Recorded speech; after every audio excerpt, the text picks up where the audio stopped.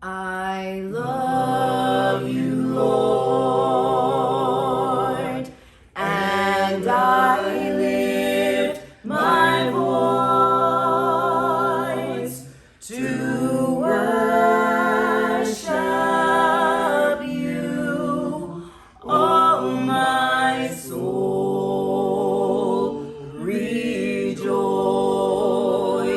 take joy, my King,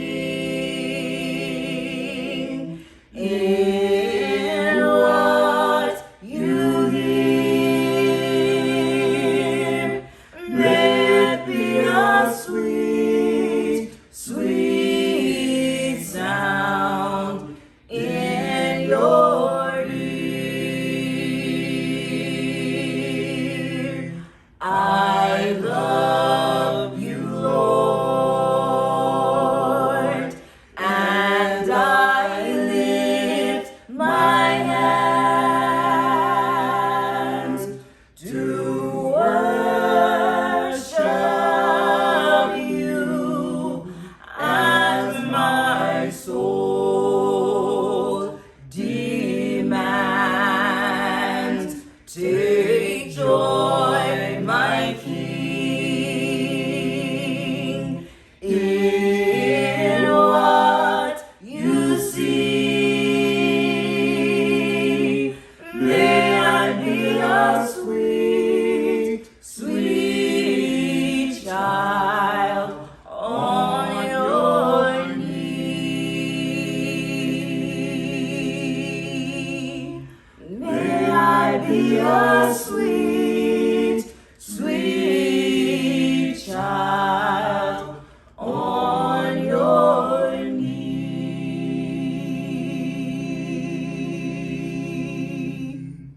If I were hungry without bread or meat, if I were naked, no shoes on my feet, I would never doubt him, for the Lord knows and sees. For the Lord is my shepherd, he'll supply all my need. The Lord is my shepherd, that's all I need to know. The Lord is my shepherd, he'll protect wherever I go, on the land,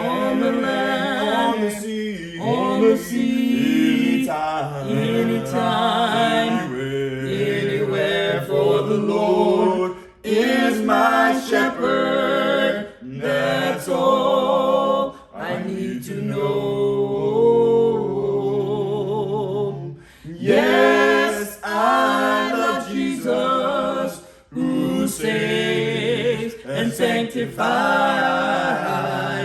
I'm walking daily close by his side. Yes, I will follow in his footsteps all the time. For the Lord is my shepherd, praise God, he's my divine. The Lord is my shepherd, that's all I need to know. The Lord is my shepherd, he'll protect wherever I go, on the land, on the sea,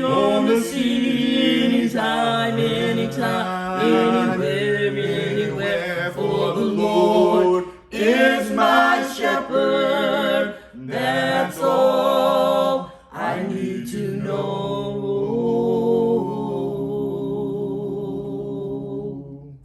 You don't have to worry, and don't you be afraid. Joy comes in the morning, troubles they don't last always.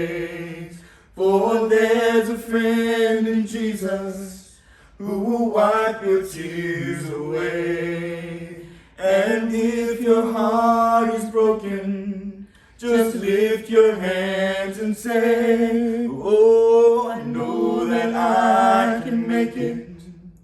I know that I can stand, no matter what may come my way.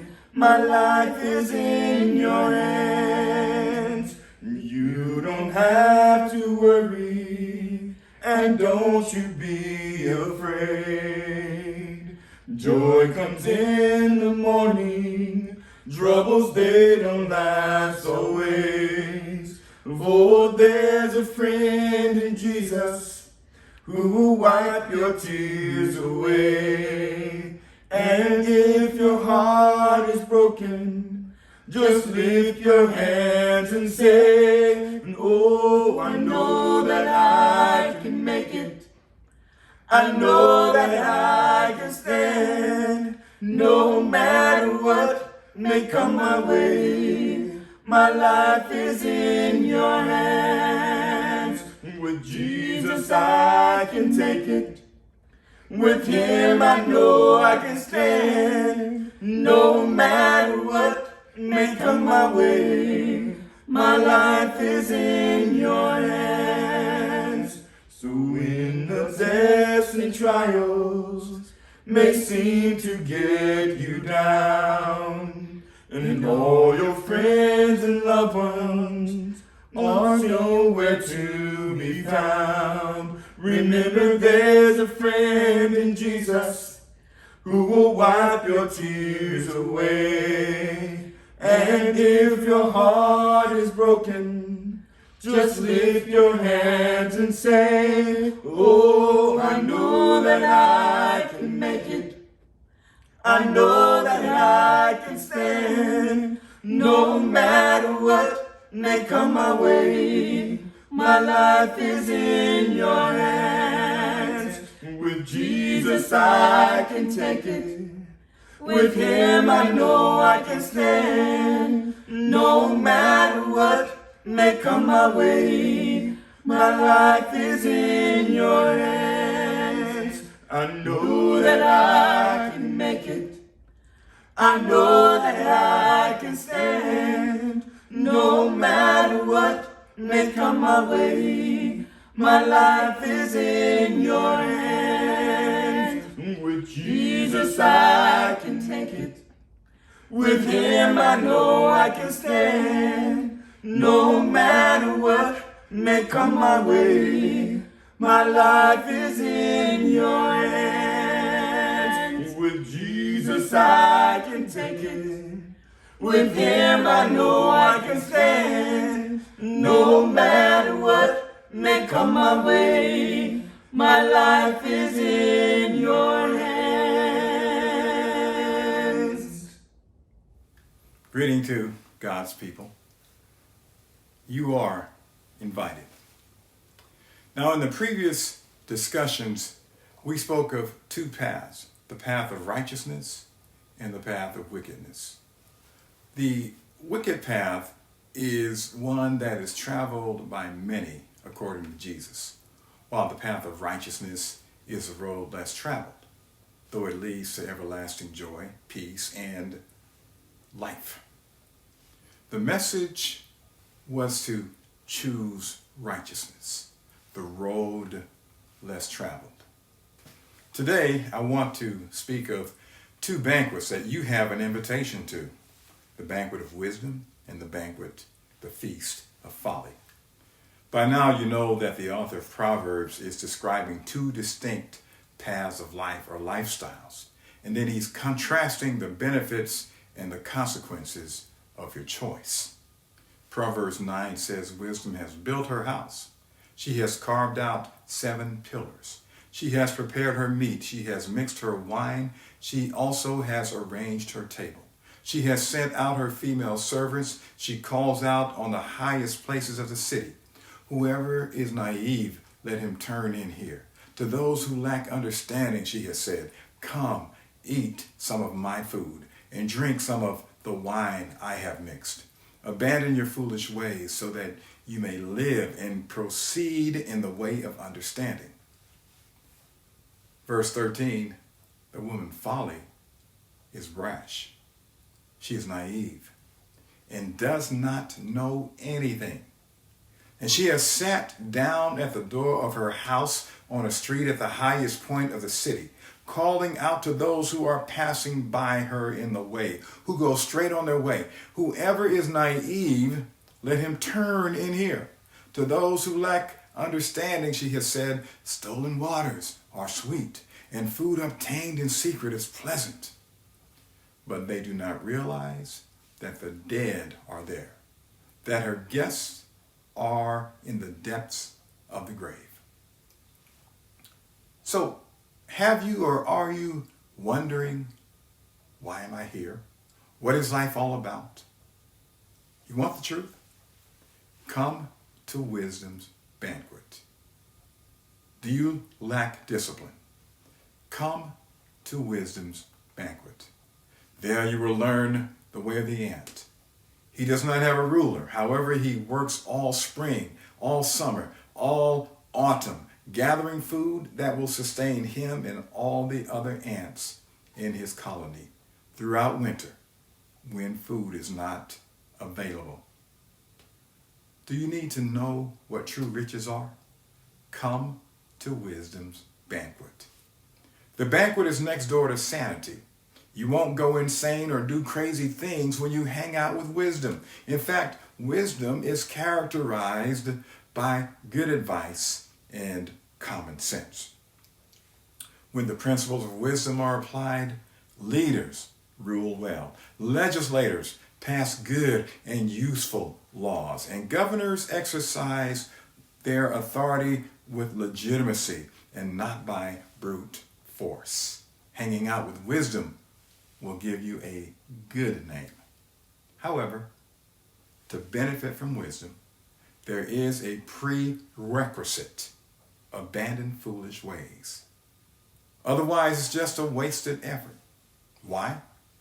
Because anyone who reproves a mocker, and a mocker is someone who makes fun of and rejects reproof, will receive an insult from that person.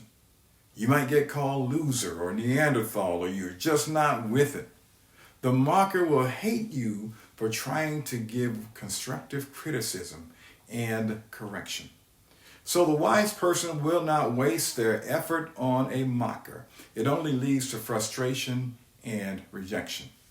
There's a proverb that says, "Don't cast your pearls before swine, lest they trample them underfoot and turn and attack you." Now, these verses in Proverbs chapters 1 through 9, they're intended to show the difference between wisdom and folly, with the hope there is someone interested in turning away from folly to receive wisdom, understanding, knowledge, instruction, and discipline. So, are you ready to turn? Are you ready to learn how to really live? Or will you continue the path of the simple that ends in trouble and misery and death and eternal separation from God and all that's good?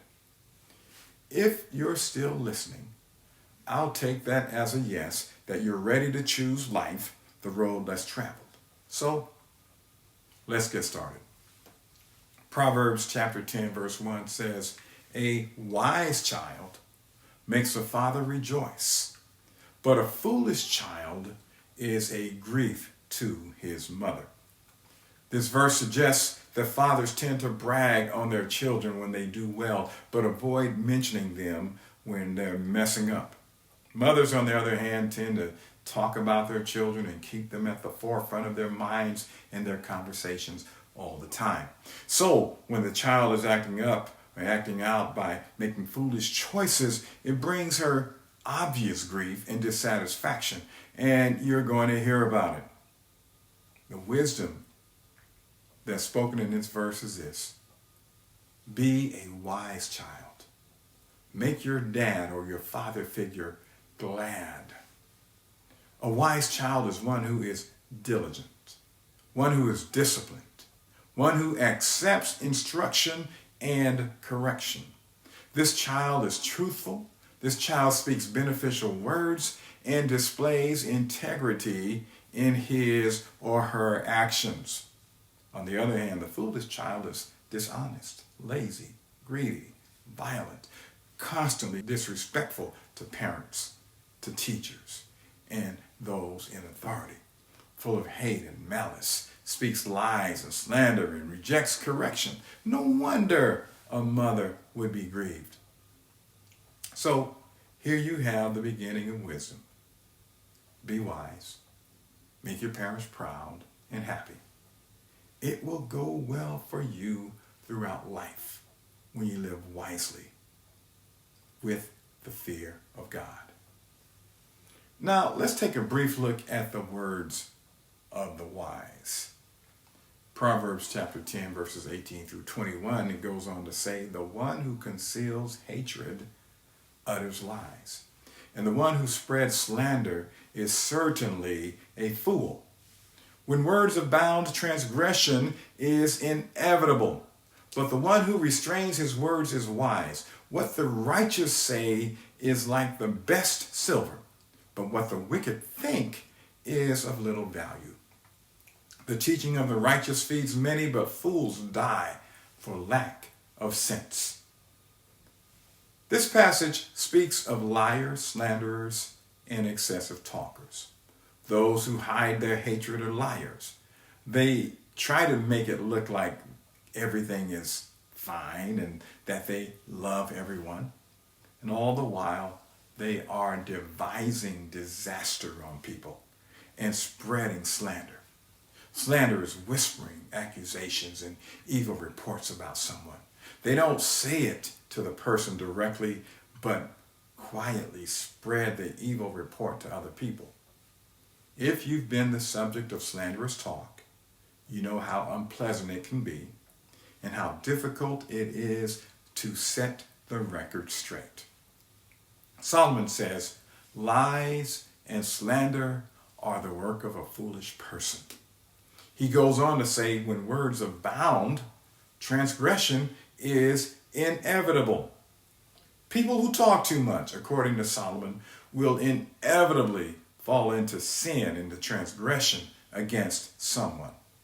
People talk excessively for different reasons. Some want to feel important. Some are uncomfortable with silence. Some like the sound of their own voices, and some like the power they feel when they dominate a conversation. Solomon says that sin is not far away from someone who always has to say something. And Christians, especially preachers, can fall into this trap sometimes. Like when you're called to the scene of a tragedy, or when you're called when someone is sick, or when someone has passed away. And people expect and ask you to say something, and you feel compelled to speak. And then when there's good news, or at an important event, you feel compelled to say something. Solomon says, the one who restrains his words is wise. What he's saying is you should limit what you say. You're not wise because you have a lot to say. You are wise when you say what's necessary, but don't say more than you should. What the righteous say is precious, like fine silver.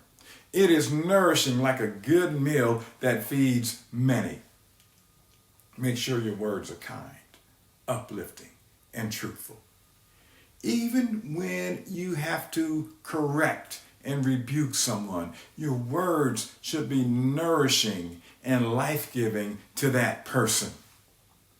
Even though the Bible tells Christians to be ready to give an answer to those who ask about our faith, it's good to be silent sometimes. And when you must speak, it's good to be prompt, be brief, and then be seated. That was the advice of one of my mentors. Wisdom is all about how we interact with one another and how we relate to our God.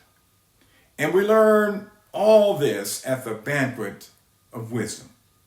You have a standing invitation to sit at the table of wisdom and drink in all the knowledge that will make you wise, give you life, and bring you great joy.